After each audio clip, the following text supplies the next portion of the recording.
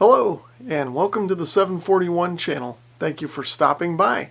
Today we're going to dig a little deeper into the Kenwood TW4000a ham radio dual band transceiver. So the two main things I want to do with the radio today are replace the lithium memory battery, and I want to check out this little red button that's underneath the radio and see if we can figure out what that's for. And I'm going to go through and just give it a thorough cleaning.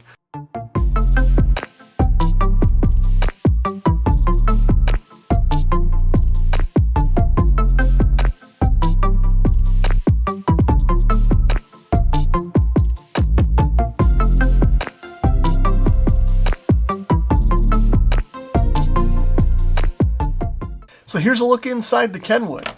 The first thing we'll take a look at is that red button that was sticking through the bottom case. I traced out the wires, and it looks like it's soldered to the pins on a reset header that's on the back of the display board. Now what I think is going on is that one of the previous owners put this in to be able to reset the radio quickly and easily when it started to get screwy because of the bad lithium battery. I'm not sure if you guys can see it, but that lithium battery is buried right here, and it's going to take a little bit of work to get this front panel off, get that battery out, and change it. So I'm sure the person that put this reset button in figured that this was a much easier solution than pulling this whole thing apart and trying to get that battery out. Anyway, the next thing that I need to do to get this thing divorced from the rest of the radio is to pull off all these connectors.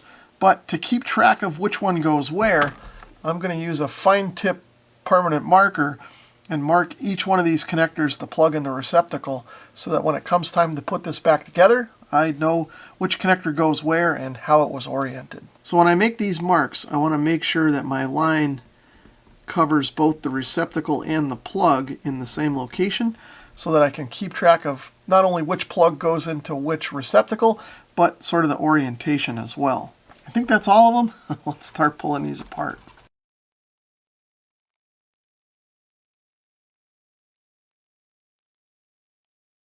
So I've got all the connectors disconnected from the back of the display board, but it looks like there's a handful of wires that are hard soldered on, either to this board or the one further back in the stack here. So we're not going to be able to pull this apart any further than it is without risking desoldering these wires and losing where they go. So what I think I'll do now is maybe clip a few of these tie wraps here to help give myself a little room to spread this out. But I think I'm going to try and leave all the rest of the wires connected as they are and work around all that. So when I snip these tie wraps, I want to be extra careful that I don't snip any of the wires along with them. But now that I've got the radio disassembled this far, we've got a clear look at the lithium battery, which is right here. So I should have enough room to get in here and desolder that, pull it out of here. And here's a better look at where the previous owner soldered on the wires for the reset switch. I'm going to clean these up as well while I'm in here. I've got the soldering iron all heated up. First thing I'm going to do is pull these wires off for the reset button. So I'm not too worried about the connector, but if I can help it, I don't want to melt any of the plastic. So I'm going to go slow, apply heat a little bit at a time, and just see what I can do to pull these wires off of here. So now what I'm going to try and do is clean those pins up with a little bit of solder wick. So now let's tackle trying to get this lithium battery out of here. What I'm going to do is add a little flux to these solder connections in an attempt to try and help that solder flow a little better since it is kind of old. So first up, I'll get the solder flowing, and I'll use my solder sucker to get as much of it out as I can, and then I'll bring in the solder wick to get the rest out.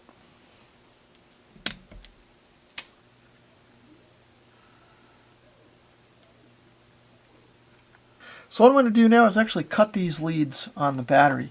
I'm going to cut them as close to the battery as I can so that I've got as much as possible sticking up from the circuit board. I'm going to start with the back lead first.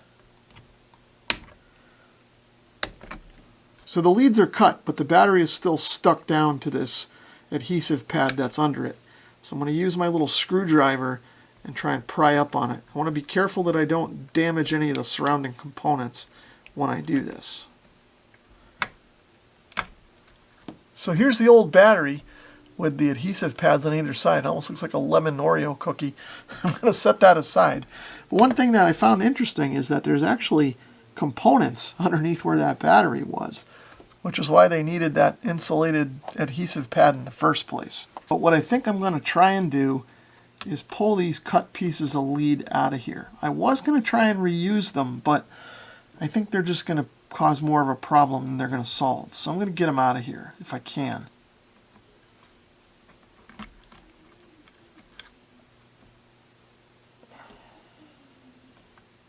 So now I'm going to drop just a little bit of flux on the circuit board pad so that I can kind of clean up that connection and prepare it for some new wires.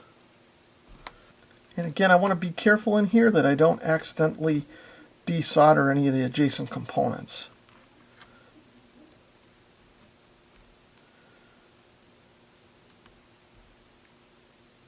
So now I'll clean up some of the excess flux with some IPA. And while I'm in here, I think I'll try and get the remaining bit of that adhesive pad off of these resistors. So here's the new battery that I'm going to put in the radio. Now, obviously it's much smaller than the old one, but it is a 3-volt battery, and it's something that I have on hand. I don't have to go order this and wait for it to come in. So I'm going to use it. Now, having said that, because it's smaller, I'm guessing that it won't last quite as long as the old one. So instead of putting this battery back in place where the old one was, kind of buried on the back side of the front display, so what I'm going to do instead is I'm going to solder wires on this battery and then run them to the connections on this board. That way here, if this battery ever needs to be changed again, I don't have to pull the whole front panel off. I should be able to place the battery in this open spot here and then just change it from here after removing the top cover. It'll be much, much easier. If I had some little connectors laying around, I could even connectorize this and wouldn't need a soldering iron at all to even change it. But I don't have any connectors, so we're just going to work with it this way. First thing I'm going to do is wrap this battery with some Kapton tape so that I can put it in my handy helper and it won't short the two terminals of the battery together. What I'm going to do now is slide up these pieces of heat shrink tubing and shrink those in to protect those connections. Now I'll take a piece of larger heat shrink and cover the whole battery. So next up, I'm going to lap solder these wires onto the pads where the old battery was. Now fortunately, Kenwood marked the silk screen on these boards, so I have a positive polarity indicator here and a negative polarity indicator on this pad. And I've also made sure to keep track of that when I soldered my wires onto my battery. My red one is my positive and my black one is my negative. So to solder these wires on, I've pre-tinned the wire with some solder, and of course the pad already has a coating of solder on it. I've got a little dollop of solder on the end of my tip here, and I'm just going to get this in here and see if I can get it to flow. Now I'll repeat the process on the black wire. The black wire looks pretty good, but the red one's a little solder starved, so I'm going to add just a little bit more on this joint. So now I'm going to solder a new wire on for that reset button. So I've got a piece of the same wire I was using. I've tinned the ends, and I'll just tack it on to the connector pins, kind of like I did the battery. So now that that's all set, I'll just clean these solder connections up with a little bit of IPA, and we'll start reassembling everything.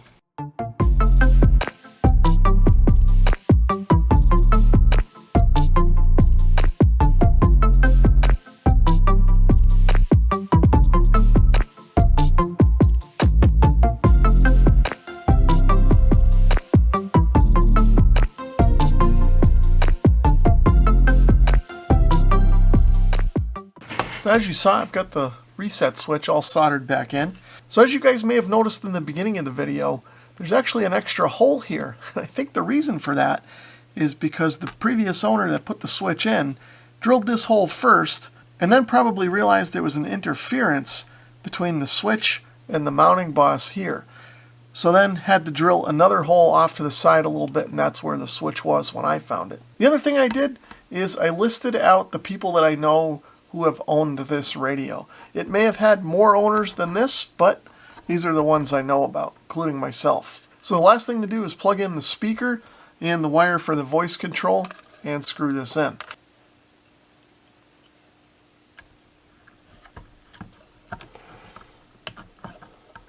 So now what I'm going to do is I'm going to clean this whole radio up with some diluted dish soap. I found that anything a little stronger, like Simple Green, will tend to kind of whiten the plastic a little bit or remove the little bit of finish that's on there. Windex will work sometimes, but it'll also leave a little bit of a film on there. So the best thing I found is dish soap. So I'll go through and clean up everything as best I can and then finish the reassembly. So now that we've got everything back together, here's just a quick look at how the button works. You can see I've got the radio tuned to a frequency, 147.410. So now if I push the button, you'll see the radio will reset. So you can see now the radio is back to factory default. So if I were to program the memories back in or even just change the frequency like that. 6.250. That actually scared me. I forgot about that. Anyway, you can see now that I've got something different from what it was when I reset it. If I push the button again, we're back to 146 and the factory defaults. So what I found out with this button, and you guys may have already seen this coming, but with the radio like this on the table, it's okay. The button doesn't hit the table and cause the radio to reset. But if there's anything under it, even something thin like this 741 circuit board, you can see I put the radio down and it activates the button and resets the radio. So now that I've realized that this button may actually cause more problems than it solves, I don't think I'm going to disconnect it. I think I'm going to leave it connected up, but I'm going to make sure it's all insulated so it doesn't short anything out, and then take the cover off and just tuck it back inside the radio somewhere. That way it's still there, it's connected. If I need to reset the radio, all I have to do is pull the bottom cover off, pull the button out, and reset it. So I think the Kenwood's working pretty good now. I actually had the radio disconnected all week. I just plugged it in a few minutes ago, turned it on, and it kept its memory and stayed right on the frequency where I left it. So I think we're good to go. Now before I wrap the video up entirely, I wanted to just check one more time and ask Kenna, what's your favorite YouTube channel? 741. So I guess that's it for now. If you enjoyed the video, please give it a thumbs up. If you'd like to leave a comment or subscribe, feel free to do that as well. If you'd like to support my channel in another way, please consider taking a look at my Amazon store, which is linked in the description below. Thanks for watching. 741.